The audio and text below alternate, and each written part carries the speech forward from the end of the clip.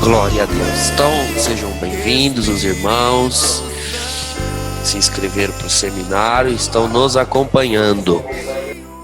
Eu coloquei essas duas figuras iniciais na tela. Espero que vocês estejam conseguindo visualizar. Tá aí, dons místicos e espirituais. Realmente, algumas coisas nos vêm à mente. E a imagem que você vê à direita da sua tela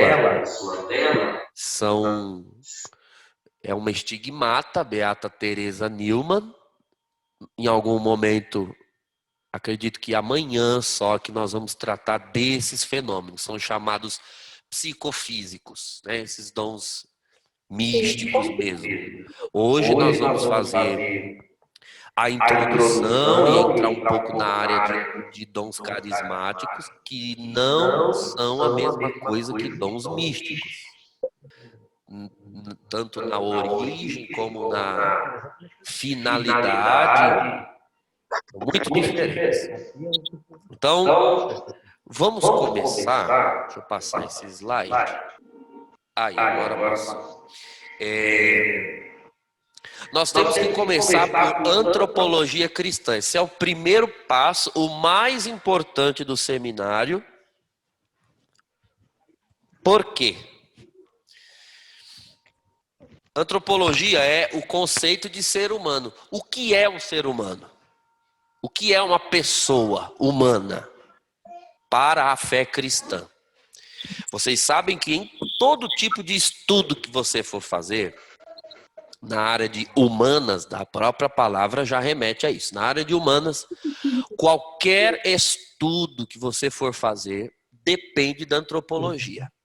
Porque da ideia de ser humano que você tem, você vai tirar as conclusões sobre tudo relacionado ao ser humano. Da ideia de antropologia que se tem, vai depender a sociologia que a pessoa vai fazer. Da ideia de antropologia que se tem, vai depender a noção de política que a pessoa tem. Da antropologia vai depender a escatologia, enfim. Se eu achar, por exemplo, que o ser humano é só uma alma presa num corpo, igual dizia Platão, né? O que é a pessoa? A pessoa é a alma dela, segundo Platão dizia, né? E o corpo? Bom, o corpo é uma desgraça que está prendendo a alma e quando o corpo morre, graças a Deus, vai tarde. O corpo... Então, Platão tinha um desprezo ao corpo. Então, essa ideia, se você entender que o ser humano é isso, ou seja, se você tiver essa antropologia, né, esse conceito de ser humano, você imagina que noção, por exemplo, de sociedade que a pessoa vai ter, que noção de vida após a morte a pessoa vai ter. Entende como a antropologia vai influenciar nas conclusões a que a pessoa vai chegar. Então, na teologia, que é o estudo dos elementos da fé, o estudo da revelação de Deus, o estudo do ser de Deus, nós precisamos de uma antropologia. Sem ela, a gente vai chegar a conclusões erradas. Então, a antropologia, de acordo com a fé cristã, o que é um ser humano tal como Deus o criou? Deus criou o ser humano para ser corpo, alma e espírito. Você encontra essa referência, assim, tripartida, corpo, alma e espírito, na carta de São Paulo aos Tessalonicenses, quando ele diz: e que tudo aquilo que sois, corpo, alma e espírito, seja conservado sem mancha alguma para a vinda de nosso Senhor Jesus Cristo. Então, com isso, Paulo reconhece que o ser humano é corpo, alma e espírito. Agora, veja, quando eu digo que o ser humano é corpo e alma e espírito, não é evidente a distinção desses três elementos. É como eu ter aqui, olha, você que vê na câmera, né? Eu tenho aqui um copo de água. Um copo de água aqui. nós aprendemos na escola que aqui nessa água existe hidrogênio e oxigênio, né? H e O, H2O. Para cada molécula de oxigênio, há duas de hidrogênio. Agora, olhando para a água, você vê o que é hidrogênio e o que é oxigênio? Não, você não vê essa distinção. Nós sabemos que existe. Mas uma coisa é distinguir os compostos. Outra coisa é separar.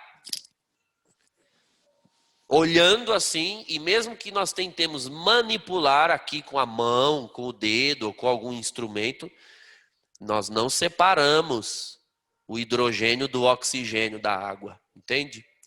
Então, ao olhar para uma pessoa falando, uma pessoa agindo, uma pessoa pensando, não tem como dizer onde começa a alma, termina o corpo e o espírito. Nós somos um ser integral.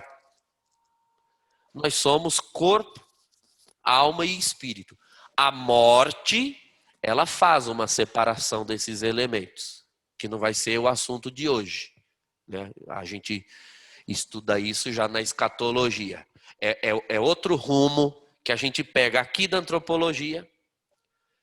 Aí a gente pega a entrada da escatologia, assim, como fosse para Dutra. Hoje nós vamos para Castelo, nós vamos para outro rumo. Vamos partir da antropologia para falar de outro assunto. Então, o corpo. Tem uma janelinha aqui na minha tela, precisava sair ela para eu poder ler. Aí, obrigado. Corpo. Então, matéria ordenada por leis. Aí eu estou na frente da coisa. Aí, fisiológicas e sujeita a variações metabólicas. Tá, então o corpo diz respeito a tudo aquilo que é material em nós. Processos químicos, não é? Do cérebro, de outros órgãos. É o corpo quem come, é o corpo quem bebe, é o corpo quem dorme, é o corpo quem se reproduz. Atividades físicas atreladas ao elemento material. É aquilo que de nós é material. Nós vamos, depois, em diversos outros momentos, falar um pouco mais sobre corporeidade, né? Não vamos confundir corpo com carne. Em teologia são coisas diferentes. Quando você lê lá em Gálatas capítulo 5, carne, ali Paulo está se referindo à natureza humana toda, não só corpo e alma, decaídos. Então aí nós chamamos de carne. Não, o corpo é a parte material. Agora, quando Deus nos criou, Ele criou o corpo para a alma e a alma para o corpo. Então o que é a alma? Tira aí a janelinha da minha tela para eu poder ler. Princípio vital imanente do ser humano. A nossa alma é intelectiva e repleta de faculdades. Então veja, princípio vital. Tudo aquilo que tem vida é animado. A palavra animar, que depois para o português se traduziu por alma. Tudo que tem vida é animado. Tudo. Se é animado, portanto, tem uma alma. Uma alma. Mas, padre, então o senhor está dizendo que as plantas têm alma porque elas são vivas. O senhor está dizendo que os animais têm alma porque eles estão vivos. Sim, estou dizendo isso. A alma, mas calma, nós não chegamos no espírito ainda. Existem categorias de alma. Então você vê aí, nossa alma é intelectiva, ou seja, uma alma inteligente, uma alma que intelige. Os animais, eles têm uma alma, mas a alma deles é sensitiva, tá? Isso que eu estou falando, você lê na Suma Teológica e em Santo Agostinho também. Então, a nossa alma é intelectiva. A dos animais é sensitiva. Os animais sentem. Aqui nós já vamos descobrindo algo que é muito próprio do corpo e não da alma. Sentimentos. Sentimentos são atividades corporais. Mas a gente não sente na alma, não. A gente sente no corpo. A alma, obviamente, fará uma experiência dos sentimentos. Eu estou primeiro fazendo a distinção e depois eu vou fazer a correlação dos elementos. Mas quem sente é o corpo que sente. Alegria, quando você tem uma euforia muito grande, o corpo, o coração dispara, o suor corre, você sai correndo, sai gritando, isso é corpo. Quando você tem um medo, que também é um sentimento, a pupila dilata, o organismo, né, o cérebro libera descargas de cortisol. Quando você está apaixonado, apaixonada por alguém, então aquela fissura, as descargas de dopamina, adrenalina, norepinefrina, vasopressina, todos esses elementos químicos. Já viu uma pessoa apaixonada? Se você já se apaixonou, você deve ter tido essa impressão de que estava drogado. Olha um jovenzinho apaixonado. Você olha e diz que é um drogado esse infeliz. E eu devo lhe informar, é realmente a paixão, a pessoa apaixonada, ela está drogada. A diferença é que ela não está drogada de químicas aplicadas externamente. Nesse sentido, você entende porque os animais têm alma sensitiva, ou seja, os animais sentem, é verdade, eles sentem. Eles têm sentimentos. O animal sente dor, o animal sente alegria, o animal sente afeto, o animal sente apego. Isso são sentimentos. O que ele não tem é uma alma intelectiva, ou seja, ele não é capaz de dar sentido àquilo que sente. Então, uma coisa é sentimento, outra coisa é sentido. Se o animal sente dor, o animal não é capaz de tornar essa dor um ato de amor, um ato de redenção, fazer da dor uma oferta. Ele não é capaz. Ele também não é capaz de contrariar a si mesmo, como os seres humanos fazem, dizer não para si. O animal não vai dizer, hoje não vou comer carne porque é sexta-feira, é dia de jejum. Não, se tiver carne na frente dele, ele vai comer. Ele jamais vai se contrariar. O animal não vai dizer, não vou cruzar com esta fêmea porque nós não somos casados na igreja. Não, o animal não vai dizer isso. Tem uma fêmea ali, ela está no cio, ele está com vontade, ele vai para cima dela mesmo e não está nem aí.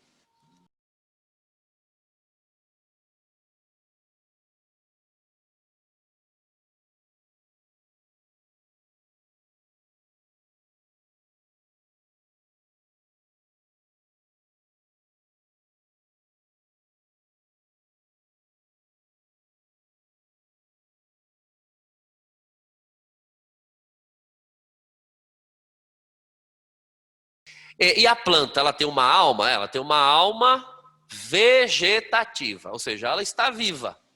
Ela tem um metabolismo vivo e um metabolismo mínimo para manter-se viva. Ai, padre, aí você está pensando assim, padre, como eu estou feliz então de saber que a minha cachorrinha tem uma alma, de que nós vamos nos encontrar no além. Então, não, aí eu tenho que lhe dar a triste informação que não, você não vai encontrar a sua cachorrinha no além. Eu gostaria de encontrar a minha, tá? Já estou avisando que eu também tenho uma cachorrinha e eu amo de paixão. Mas nós não vamos nos encontrar no além. Porque eles têm alma, mas eles não têm espírito. Aqui está a diferença. Espírito é um princípio. Entende? Um princípio vital, transcendente,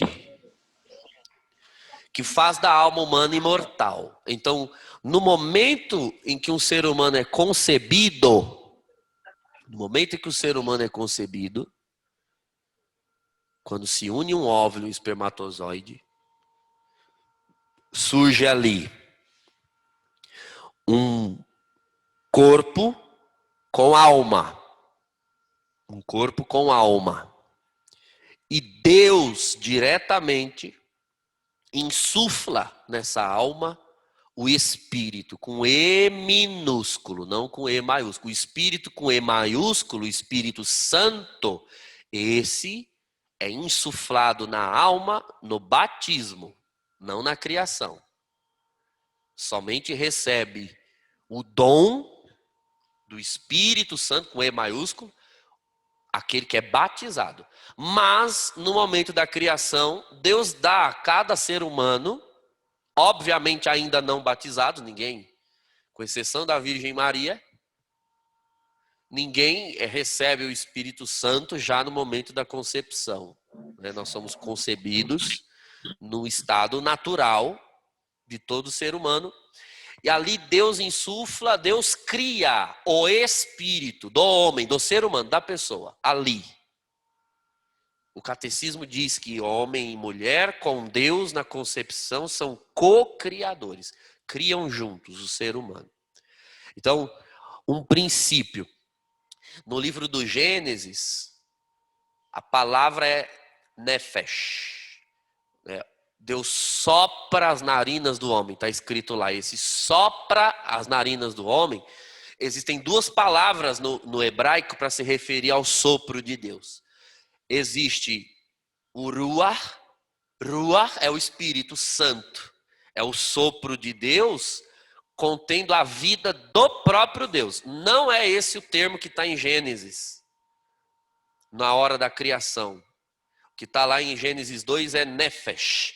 Deus sopra, mas Deus sopra um sopro que fica no homem, que não é de Deus, é criado por Deus para o homem. Um sopro de imortalidade, não de eternidade ainda. A eternidade é dada pelo Espírito Santo. É um sopro de imortalidade. Então, uma pessoa tem corpo e alma e espírito mesmo antes do batismo? Sim, ela tem corpo, alma e espírito mesmo sem ser batizada. O que ela não tem sem o batismo é o Espírito com E maiúsculo. A vida sobrenatural da graça. Sem o batismo, o espírito humano não se eleva na altura do Espírito de Deus. Muito bem, tendo entendido isso aqui, essa distinção, eu retorno na afirmação que eu fiz há pouco. Existe uma distinção desses princípios em nós, mas não há uma separação. Enquanto nós estivermos vivos aqui, nesse mundo, eles não se separam. E por que eu insisto nesse dado? Se nós não tivermos isso claro, o resto do seminário não vai fazer sentido. Porque tudo aquilo que um desses princípios ou desses elementos no ser humano recebe, ou passa, ou sofre, ou sente, todos os outros serão impactados, terão consequências. Por isso é muito difícil, ou nem sempre é fácil, para não dizer muito difícil, nem sempre é tão fácil, distinguir quando uma coisa tem causa corporal e sintomas na alma e sintomas no espírito. Quando uma coisa tem causa na alma e sintomas espirituais ou sintomas físicos. Ou quando uma coisa tem causa espiritual e sintomas da alma ou sintomas no corpo. Para me referir à alma, eu vou usar ao longo do seminário um outro termo que é sinônimo, tá? Emocional. Emocional diz respeito à alma. No grego, alma se diz psique, né? A psique, a parte psicológica, isso é a alma. A alma possui memória, a alma possui lembranças, registros internos, experiências, tudo isso é alma. Então, vocês entendem aqui, embora não seja muito assunto, mas, por exemplo, uma doença. Uma doença, ela pode ter essas três origens. Ela pode ter uma origem espiritual, ela pode ter uma origem emocional, ou ela pode ter uma origem física, meramente física. Independente da causa, essa doença vai gerar ou pode gerar sintomas nas outras áreas, porque nós somos uma coisa só.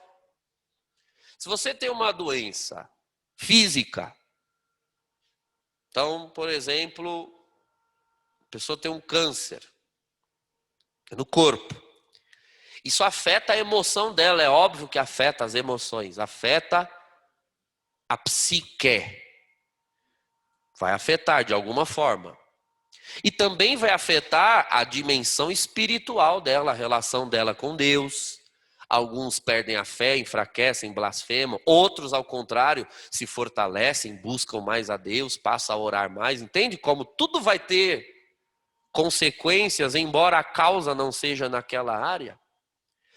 Ou uma doença como a depressão, por exemplo, que existem muitos tabus em torno dela. Na maioria das vezes, a depressão tem origem emocional. Na maioria, não sempre.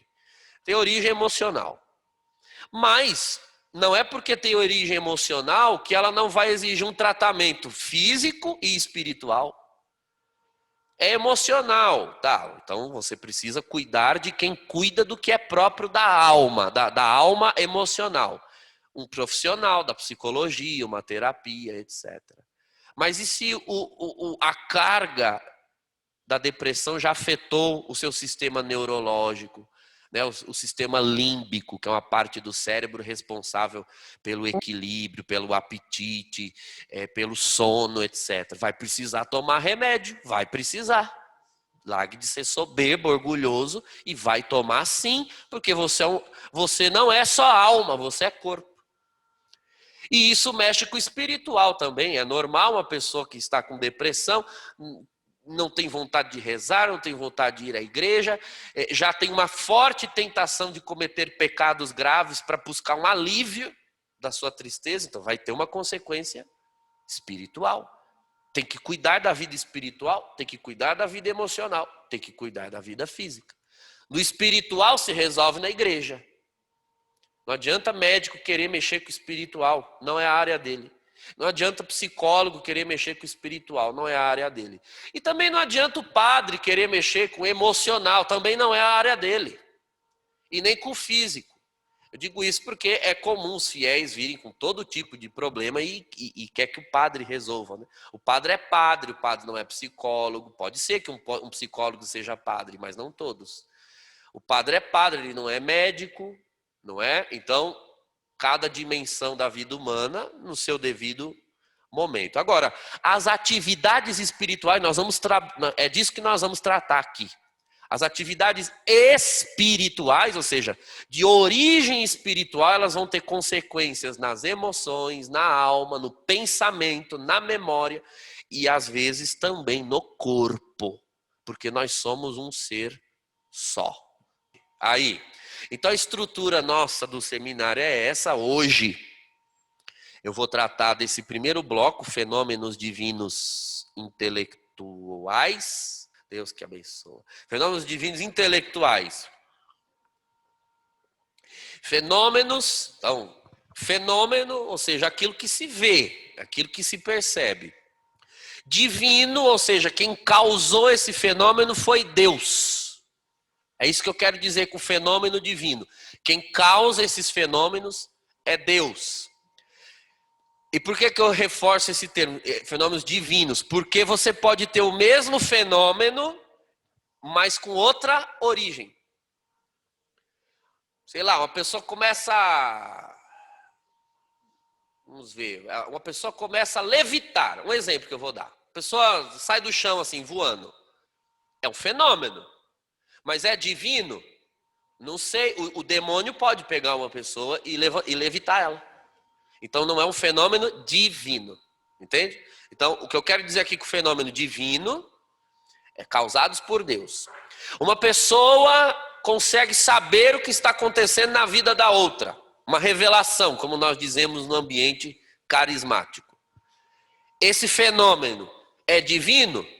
Bom, o demônio também pode causar esse fenômeno, se ele quiser. Então, não necessariamente é divino. Nós vamos tratar dos que são divinos, fenômenos divinos e intelectuais, por quê? Porque o lugar onde Deus vai causar esse fenômeno é na alma, na mente aqui. Para usar uma categoria já, um termo, uma expressão espiritual, nossa aqui do Ocidente, coração. Quando nós dizemos, abra o seu coração. Deus falou no meu coração. Eu senti no meu coração. Esse termo coração é um termo espiritual, uma expressão poética que nós usamos para nos referir, na realidade, à mente. Estou sendo técnico aqui, né? Em termos de teologia. Mente. Deus falou no meu coração. Foi na mente, né? Na cabeça que apareceu. É que cabeça para nós ocidentais é algo frio. Mas hoje aqui nós estamos estudando. Então tem que ser frio. Vamos analisar o fenômeno. O fenômeno divino intelectual. Deus, quando gera esses fenômenos divinos, né, quando ele fala à mente ou ao coração é algo nosso ocidental, porque outros povos enxergam de outra forma.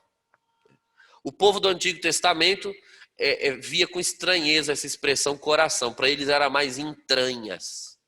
É nas entranhas, né? Quer dizer, Deus fala na tripa. Deus falou na minha tripa. Ia ficar uma coisa tão estranha nas nossas orações dizer isso. Eu estou sentindo aqui o Senhor falando na minha tripa. Nós saiu uma coisa de dentro da minha tripa. A gente ia pensar o quê? Que é uma flatulência, né? Não uma revelação. Então, não. Deus falou no meu coração. Então, para nós, entranhas já é estranho, né? Para nós, a categoria coração é mais pertinente. Existem dois tipos de fenômenos divinos intelectuais, né? Que nós vamos tratar aí hoje, né? As revelações privadas e as graças gratuitamente dadas. Revelações privadas são fenômenos externos de ordem visual, nós já vamos ver cada um, tá? E as graças gratuitamente dadas, esse é o termo que se usa em teologia espiritual, né? É o termo que se usa para definir os carismas, dons carismáticos. Línguas, profecia, milagre, cura, esses aí. O termo técnico é esse, graças gratuitamente dadas. É bem redundante, né? Se é graça, é gratuito. E se é gratuito, é dado. E se é dado, é graça. Mas a intenção é essa mesmo. Graça gratuitamente dada, ou seja, não depende do mérito, o que não é o caso dos dons místicos. Aqui já é uma distinção, já no início. Dons místicos estão relacionados ao mérito. A pessoa mereceu aqueles dons, não porque ela de fato tem um merecimento nela, mas porque Cristo deu a ela a graça de merecer. Cristo dá a graça de merecer. Então, o mérito, mesmo o mérito, é graça. Mas não é porque é graça que deixou de ser mérito. Então, quem profetiza? Não, profetiza sem nenhum merecimento. Não tem nem a graça do mérito. Quem profetiza, né, os carismáticos, os espirituais na história da igreja, os que profetizam, os que dizem palavras de ciência, os que impõem mãos para obtenção de cura.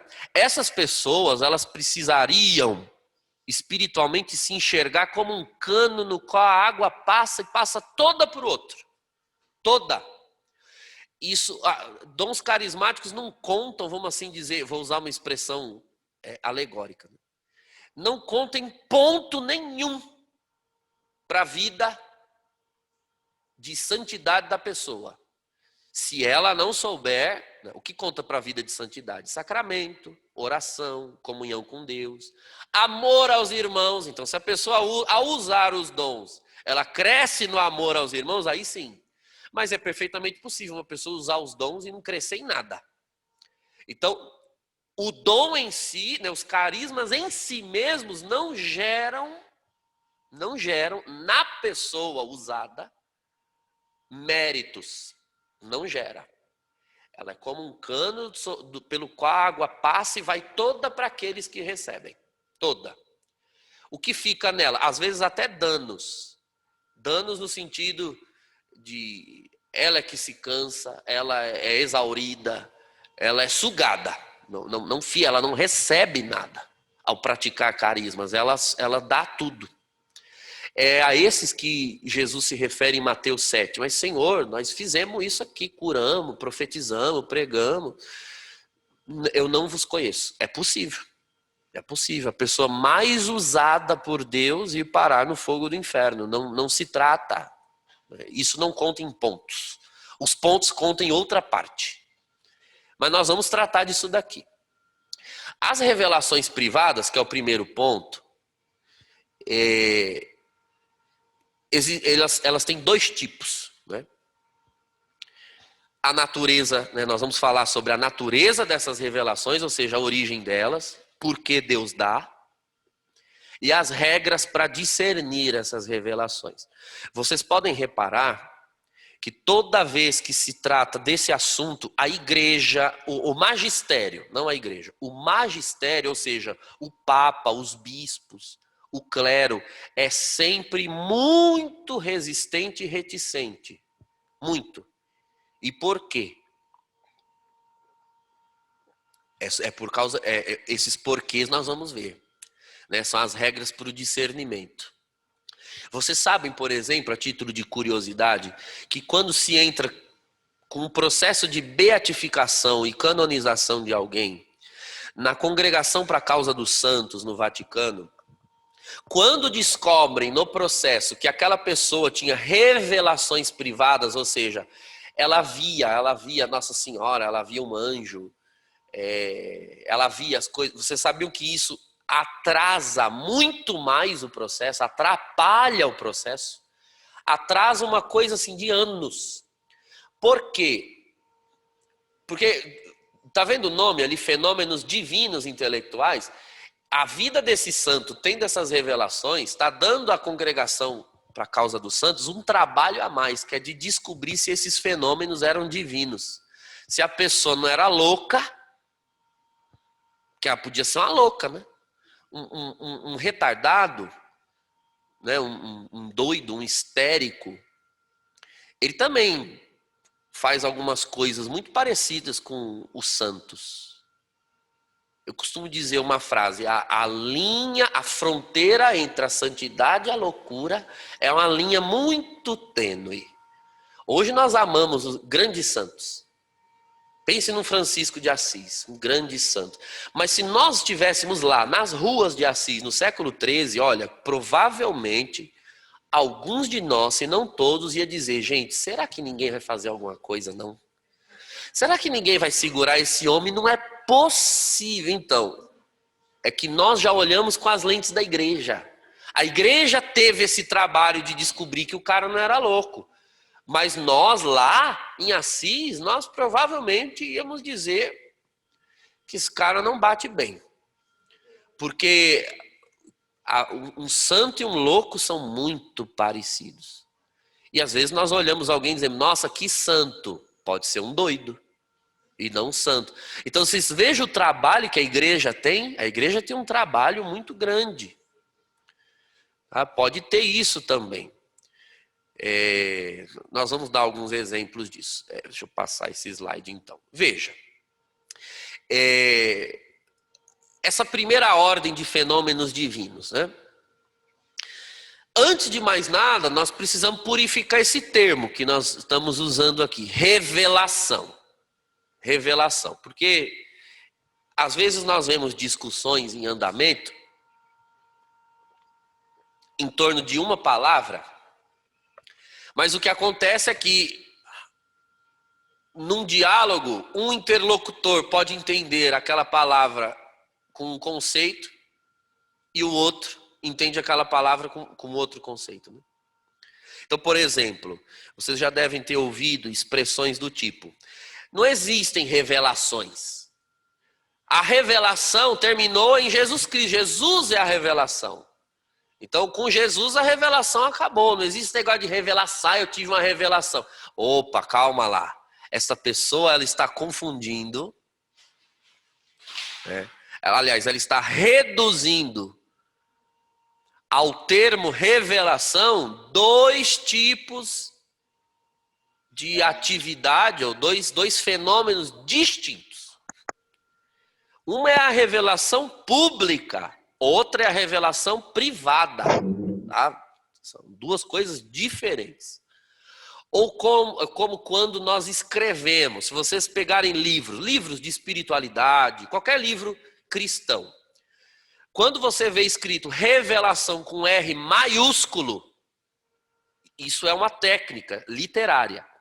Quando revelação está escrito com R maiúsculo, está se referindo à revelação pública. O que é a revelação pública? A escritura, né, a Bíblia, a tradição, o magistério, ou carismas. Veja, carismas a estes submetidos, que eu me refiro aqui, são estilos de vida.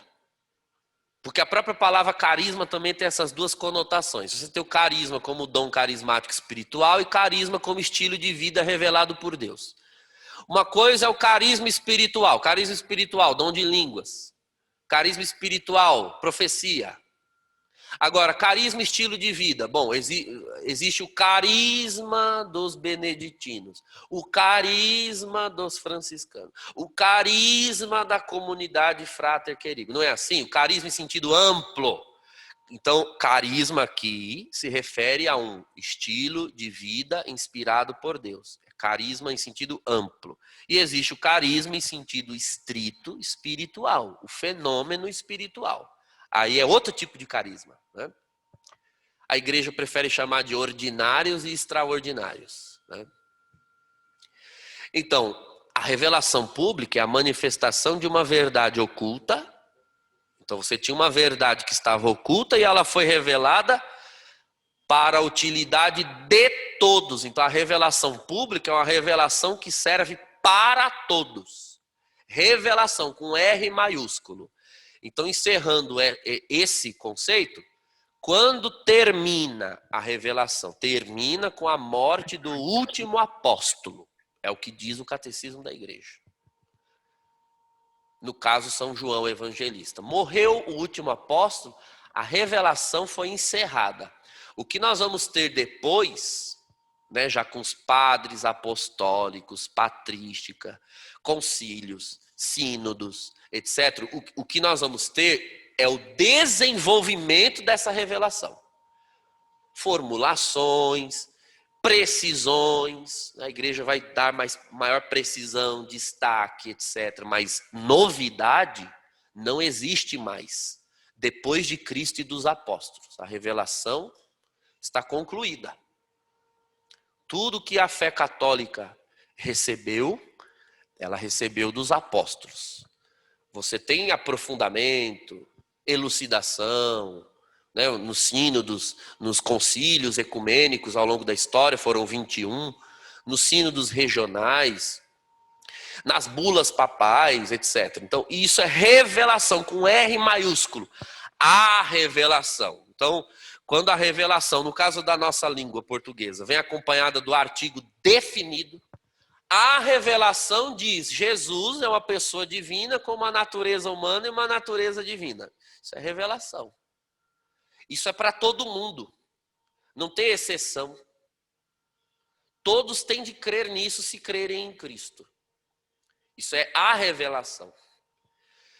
Cristo se faz presente no altar em cada Santa Missa. O mistério pascal é presentificado pela liturgia. Isso é a revelação. Não é exceção para ninguém. Isso é a revelação. Entende? Então, isso é a revelação. O que nós vamos trabalhar aqui, nesse seminário, são as revelações privadas.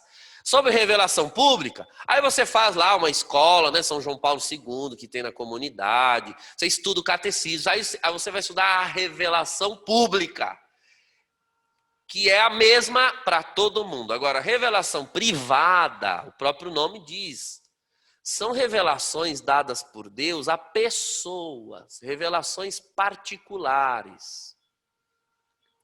Essas já não podem ser publicadas sem autorização eclesiástica. Então veja, por exemplo, revelação privada.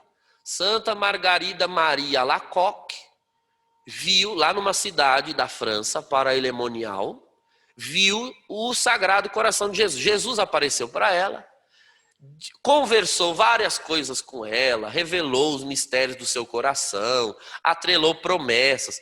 Só que Jesus apareceu para ela e só para ela. Então isso foi uma revelação privada.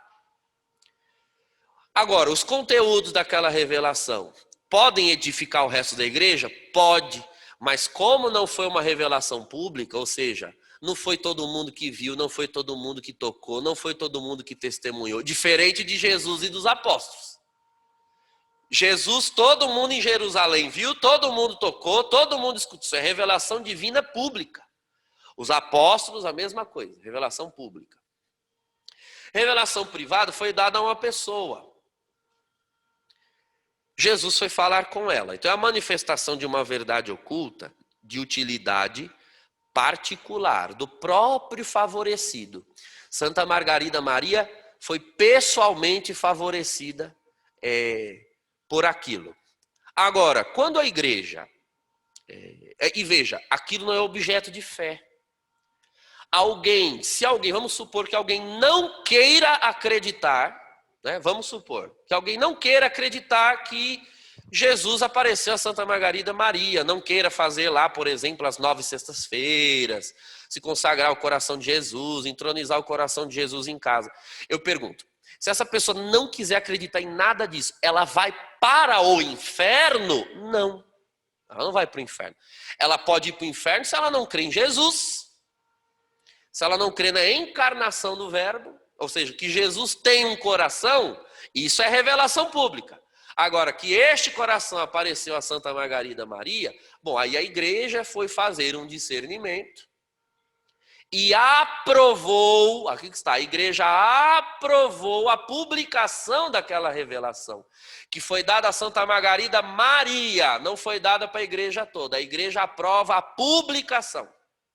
Então os conteúdos de Santa Margarida Maria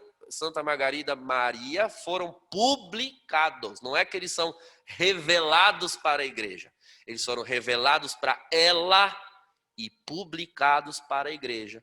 Se edifica você que lê, então isso é muito bom. Isso é muito bom. Se alguém não lê, bom, para o inferno não vai. Tem que ler Bíblia, isso tem que ler. Tem que ler catecismo, isso tem que ler. Isso é revelação pública. Revelação privada ajuda, coopera, incentiva, entendem? Mas ela não acrescenta e nem tira nada da revelação pública. Aliás, é critério para aprovar a revelação privada. A revelação privada desdiz algo da revelação pública? Não, então tudo bem. Acrescenta algo que não condiz com a pública? Não, também não. Até enaltece. Então, todo mundo sabia que Jesus tinha um coração. Meu Deus do céu, Deus se fez homem. Homens têm coração, logo Jesus tem coração. Mas essa revelação privada ajuda a meditar melhor esse aspecto do mistério da encarnação. O mistério da encarnação é revelação pública. Agora, o coração de Jesus, no contexto geral do mistério da encarnação, vale a pena ser meditado. Se isso edifica alguém espiritualmente, então é um bom serviço. Aí a igreja aprova, entende? Aprova a publicação. Mas a igreja não torna aquilo revelação, entende? Até porque a igreja nem tem esse poder.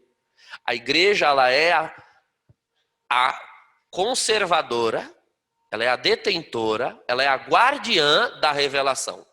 A igreja não acrescenta revelação pública e nem tira. Não sei se me fiz entender até aqui, né? Então, isso está escrito numa instrução do Papa Bento XIV. Quem gosta desses assuntos, dons místicos, espirituais, essas coisas assim,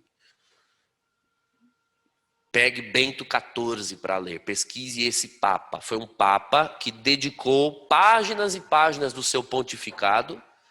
Foi a grande contribuição de Bento XIV à história da igreja. Foram as suas bulas, os seus escritos sobre vida mística, espiritual. Foi um Papa muito afino a essa parte. Bom, tendo esclarecido então a diferença, né, entre revelação pública e revelação privada. Bom, geralmente as revelações privadas, a grande maioria delas, se dão por visões. Visões. A visão, ela é a percepção de um objeto, né, ou de alguma coisa, que naturalmente é invisível ao homem. Naturalmente é invisível. Essas visões podem ser sensíveis ou corporais, que são as aparições. Então, visão corporal é aparição. Visão sensível, ou seja, quando nós usamos a palavra sensível no estudo de manifestações espirituais, nós não estamos nos referindo aos sentidos físicos, né? Os 5 sentidos, visão, audição. Eu ia falar subtração, ó. Eu estou confundindo com as operações matemáticas. Então, visão, audição, paladar, tato. Né? Não estou me referindo a esse sentido. Nós também temos sentidos internos.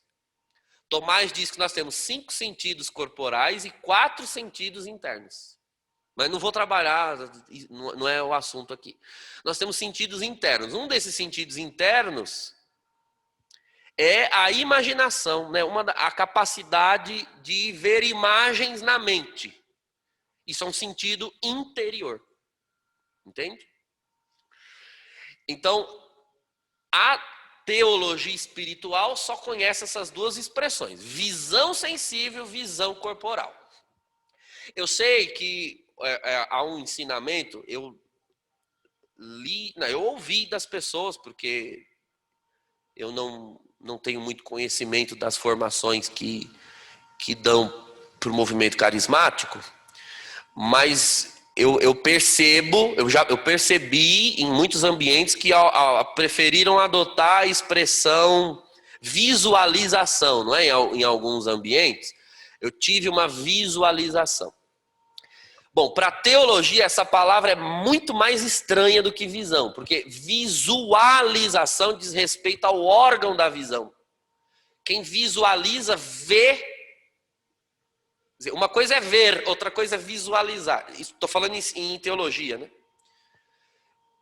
Ver, eu posso ver com a mente, eu posso ver interiormente. Visualizar é com o olho mesmo. Então, para mim, eu estou falando com cabeça de teólogo, né? Quando uma pessoa diz, eu tive uma visualização, eu já procuro. Cadê? Ela, o quê? Ela deve ter visto, ela visualizou. Não, para a teologia, visualização é com o olho mesmo, é o órgão da visão, visualizar. Né? Acho que até para o Facebook, quando você quer ver a mesma coisa, está escrito visualizações, não está escrito visões. Esse vídeo teve tantas visões. Não, ele teve visualizações, ou seja, a pessoa viu com o olho. Visão é que diz respeito quando você vê, mas você não viu com o olho. Você viu espiritualmente, você viu na mente. Então é visão. Então eu tive uma visão. O Espírito Santo me deu uma visão, entende? Mas estou falando em termos de teologia. Não é que é errado. A pessoa fala, a gente entende o que ela quer dizer. Né? Embora ela não esteja dizendo, mas a gente entende. Como quando se usa o termo coração. Eu senti no coração, mas a gente sabe que não foi no coração. Foi na sua cabeça, você viu, né? Veio na sua mente. Tá. Então a visão sensível ou corporal, tem também as suas categorias. Se forem angélicas, né, se a pessoa vê um anjo, então nós temos vários relatos na Sagrada Escritura de visões de anjos, não só visões, visualizações, eles de fato aparecem para a pessoa. Então, se forem angélicas, é a graça de Deus que confere forma cognoscível, compatível ao homem. Então, um anjo, ele naturalmente não é visível. Que é a definição ali em cima, de visão, né? Perceber é um objeto que naturalmente não é visível. Não há a menor possibilidade de se ver um anjo, porque um anjo não tem corpo. Diferente do ser humano, que é uma alma espiritual, criada para existir no corpo, os anjos são seres espirituais criados para viver sem corpo. Então eles não têm corporeidade nenhuma. Agora, um ser humano não tem condições de conhecer nada que não se dê aos sentidos físicos. Porque os sentidos físicos são a nossa única maneira de conhecer a realidade.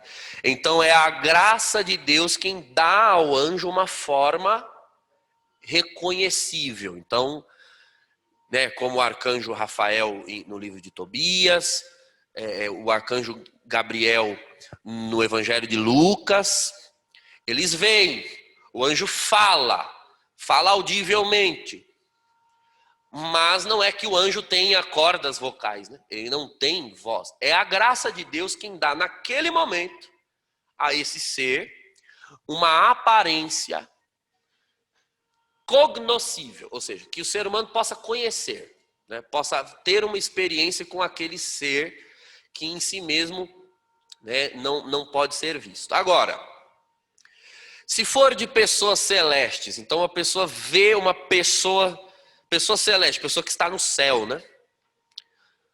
Como o exemplo que eu dei do Sagrado Coração aparecendo a Santa Margarida Maria, ou de Jesus misericordioso aparecendo a Santa Faustina, ou de Jesus aparecendo a Santa Gema Galgani, ou da Virgem Maria nas diversas aparições, a Santa Bernadette em Lourdes, a Catarina Labouré em Paris, aos 3 pastorinhos em Fátima, as videntes de Garabandal, embora Garabandal ainda não tenha um estatuto eclesiástico, mas é uma aparição, né? Até que se diga enfaticamente o contrário. Quando se trata de pessoas celestes, então, ela pode se dar de duas formas. De duas formas. A primeira, por impressão miraculosa nos olhos. Então veja, se você ler os textos das aparições de Fátima, uma delas, no mês de agosto de 1917, por exemplo, além dos 3 pastorinhos, Francisco, Jacinta e Lúcia, estava com eles um irmão mais velho de Jacinta e Francisco. Ele foi com eles. Porque eles estavam proibidos de sair de casa, a história é longa, né? Queriam acusá-los de charlatanismo e tudo, então eles estavam proibidos de sair de casa. Eles tinham sido presos, inclusive, literalmente. Foram para a cadeia no dia 13 de agosto. Então Nossa Senhora não apareceu no dia 13 de agosto.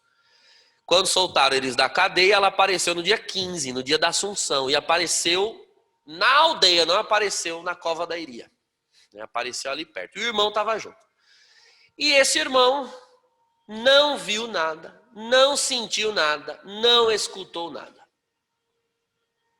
Mas os 3 pastorinhos viam claramente. Ou seja, era uma impressão dada, o modo da Virgem Maria aparecer a eles, era uma impressão dada aos olhos dele.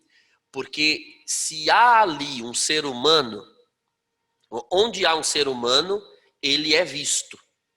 Como, por exemplo, quando Jesus ressuscitado aparece no cenáculo. Ele entra, todos vêm. Há uma presença física dele ali. Quando a Virgem Maria aparece, então existem 2 possibilidades. A igreja nunca afirma qual das 2 é a que está ali na aparição. São 2 possibilidades. Ou Deus faz com que os olhos dos videntes vejam, ou Deus forma no ar, né? Aparece no ar a forma visível da pessoa, mas não significa que o corpo dela saiu da glória beatífica e veio aqui, entende? Quer dizer, ela aparece, mas ela não veio. É um conceito teológico, né? A aparição não é necessariamente uma vinda. Porque o que a igreja espera por vinda? Quando vier, um ser celestial, quando vem um ser celestial, todo o mundo vê. Então, desde a ascensão, Jesus nunca veio, ele apareceu. Porque quando ele vier, todos os olhos verão. Porque é uma presença física ali. Agora, ele apareceu a Santa Gema, apareceu a Santa Margarida Maria, apareceu a Santa Faustina. A Virgem Maria, a mesma coisa. É possível que haja uma vinda? Sim, é possível. A Deus tudo é possível. Mas quando nós nos referimos a aparições com revelações, ou seja, quando fala, então possivelmente seja apenas uma dessas. No milagre do sol, por exemplo, ali houve uma vinda. Houve uma vinda. Tinha 70 mil pessoas viram. Então, Nossa Senhora veio. Agora, em setembro, em agosto, em julho, em junho, em maio, ela veio? Não tem como saber. Ela apareceu. Pode ser que ela tenha permanecido lá bonitinha no céu. O Espírito Santo projeta, vamos assim dizer, vamos usar categorias que a gente entenda, né? O Espírito Santo projeta e ela do céu fala. Entende? Isso é possível a um corpo glorioso, um corpo ressuscitado. Isso não é possível a nós que estamos aqui. Ou eu estou aqui ou eu estou lá. Um corpo ressuscitado, um corpo glorioso, como o de Jesus e o da Virgem Maria, pode se dar dessa forma. E por que provavelmente ela não veio, ela apareceu? Tem-se por referência essa aparição que eu mencionei há pouco. Se ela tivesse vindo em Aljustrel, ali a aldeia onde ela aparece no dia 15 de agosto, o irmão mais velho de Francisco e Jacinto teria visto. Então não é ela, é uma aparição dela, porque só a alguns é dado ver. E mais, ela falava e Francisco nunca ouvia. O Francisco, o vidente Francisco, não ouvia a voz dela. Então não é... A teoria é de que tenham sido aparições e não uma vinda. Ela não veio. Ela veio no dia 13 de outubro. Aí ela dá uma chegada mesmo ali, troca uma ideia, certo? Bom, eu coloquei aqui umas fotos de aparições. Até porque esses fenômenos são muito difíceis de se capturar, porque são de natureza sobrenatural. Essa é uma aparição muito famosa, ficou muito famosa, talvez pouco conhecida por nós católicos, porque não foi uma aparição que ocorreu numa igreja católica romana. Aconteceu na igreja de Santa Maria, uma igreja copta, que é uma igreja que não tem comunhão com Roma, mas e também não é ortodoxa, ela é até anterior aos ortodoxos. Ou seja, eles têm a fé da igreja dos 4 primeiros concílios, né, com exceção de Calcedônia para frente, que eles não participaram. Essa foto que vocês veem à esquerda é um negativo da foto. Então, estou falando dos anos 60, ela apareceu em 68. Então, o que se tinha era a máquina fotográfica para revelar, né? E na foto original não aparece, porque é de dia e a luz do sol não deixa ver. Mas no negativo, você vê claramente, né, a silhueta de uma mulher. Vocês estão vendo aí? Tem a silhueta de uma mulher. E sempre em torno dela ficavam voando esses seres, que a princípio eles acharam que eram pombas. Só que depois eles começaram a perceber. E ela passou o dia inteiro lá. Nossa Senhora veio passear, tomar sol no teto da igreja. Ela ficou o dia inteiro ali. Essa é uma aparição e não uma revelação privada, porque a Virgem Maria nada disse. Ela não se comunicou com ninguém nessa aparição. Ela começou de manhã, foi até a noite desse dia. E as multidões foram vindo e foram chegando, foram vindo e foram chegando. E todo mundo via. Então, uma vinda, ou uma outra possibilidade, uma aparição coletiva. Alguns diziam não ver, mas a grande maioria viu, e tanto que uma máquina fotográfica conseguiu captar. Depois eles viram que era muito estranho para ser pombas, porque as aves voam, por causa do atrito do ar, elas voam em forma de V, assim, né? E elas vão se revezando. Esses o tempo todo voavam em forma de cruz, o tempo todo. Uma formação cruciforme, está bem ali em cima de Nossa Senhora, né? E aí, aproximando, eles viram que não tinha muito formato. Parece uma pomba aí no canto direito, né? Então, está escrito aí em inglês, né? Anjos em formação de cruz, acompanhando a aparição. Então, eram anjos o tempo todo ao redor.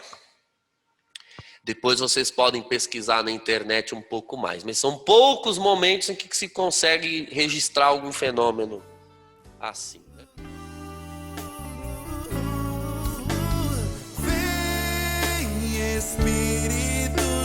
Nós vamos fazer um intervalo.